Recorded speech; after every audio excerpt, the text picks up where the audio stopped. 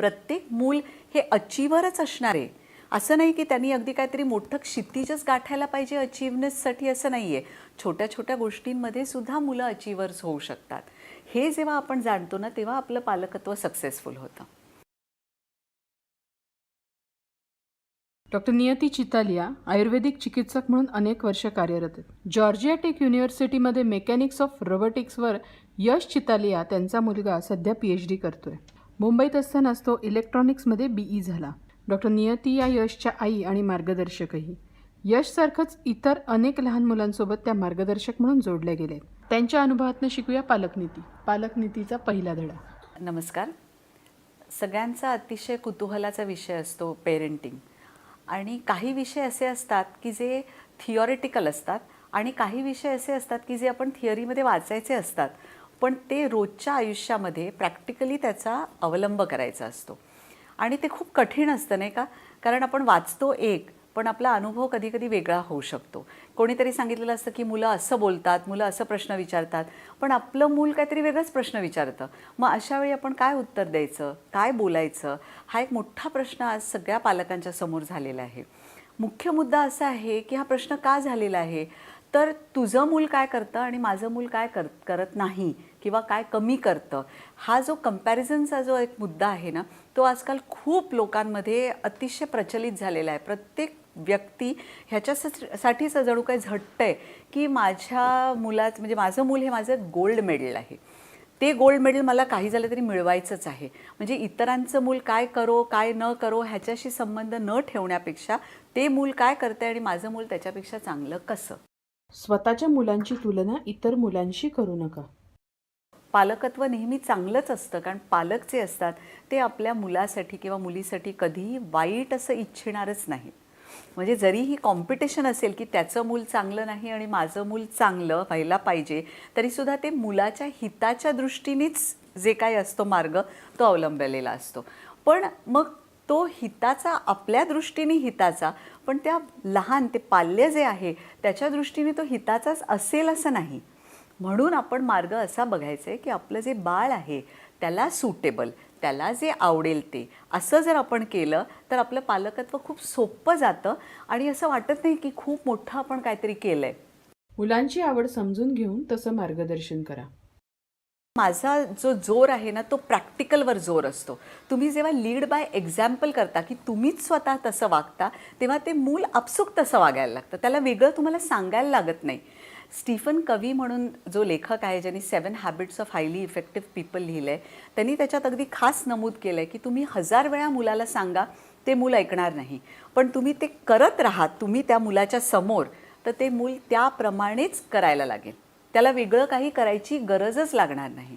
याचे काही अनुभव मी माझ्या मुलाच्या बाबतीत पण घेतलेले आहेत की कुठेही आम्ही गेलो आणि मला माझं मूल माझ्याबरोबर यायला हवं असेल आणि पार्क वगैरे असेल तर मुलांना खूप खेळायला आवडतं, त्यांना मग पालकांच्या बरोबर यायला आवडत नसतं. तेव्हा मी त्याला सांगायचे मी चालले, तू जर इथे राहिलास आणि हरवलास तर ती माझी जबाबदारी नाही आहे. तो आपसूक माझ्याबरोबर चालत यायचा. तर एक दिवशी असं झालं, आम्ही एका ठिकाणी गेलो आणि शेजारीच आमच्या रेस्टॉरंटमध्ये आम्ही बसलो होतो. शेजारीच एक फॅमिली होती, त्यांचं एक छोटंसं मूल होतं. तर हा म्हणाला, माझा मुलगा म्हणाला मी खाली जातोय, खेळून येतो थोड्या वेळाने.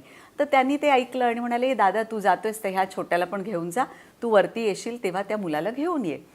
तर एक साधारण 15-20 मिनिटांनी माझा मुलगा वरती आला आणि त्याच्याबरोबर ते मूल पण आलं.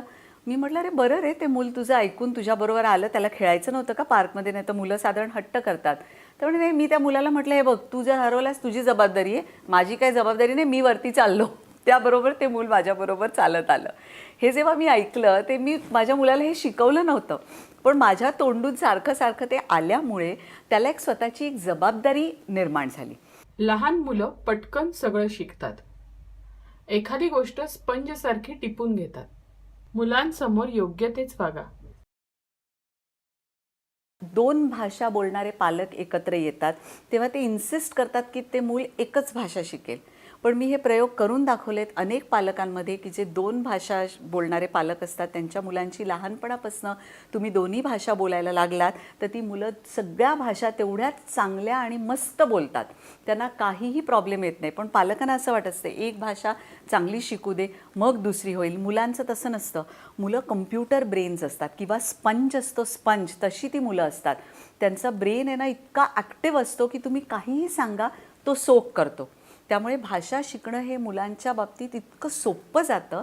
आणि आज बघा आजच्या पिढीमध्ये आपण श्लोक म्हणणं, परवचा म्हणणं हे आपण म्हणजे मला पण येत नाही किंवा कोणाला अनेक लोकांना येत नाहीत तेवढे श्लोक वगैरे शिकवणं.